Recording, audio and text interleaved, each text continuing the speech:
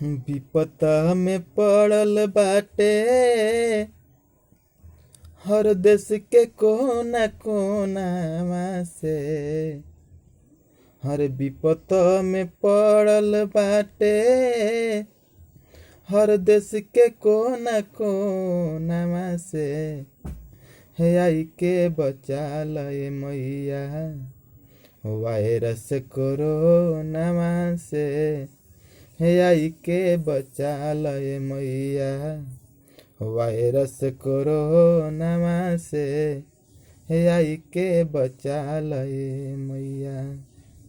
देशवा पयाइल बाटे संकट के घड़ी। ये मोरी मैया अब त रउए कुछो करी। भगतन पयाइल बाटे संकट के घड़ी। हे देवी मैया अब त रउए कुछो करी।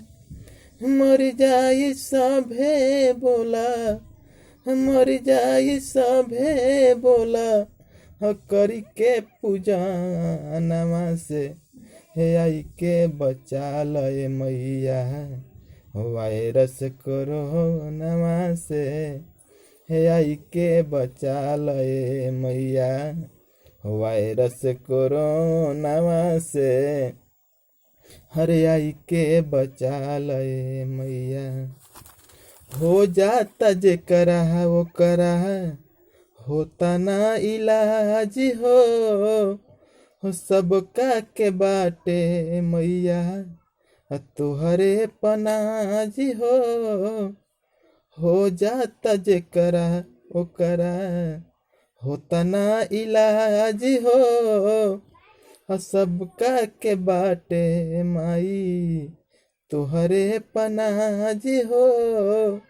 बेटवा जनेंदरा के बेटवा जनेंदरा के सुनीला बखानवा से। हे आई के बचा लए मैया वायरस कोरोनावा से। हे आई के बचा लए मैया वायरस कोरोनावा से।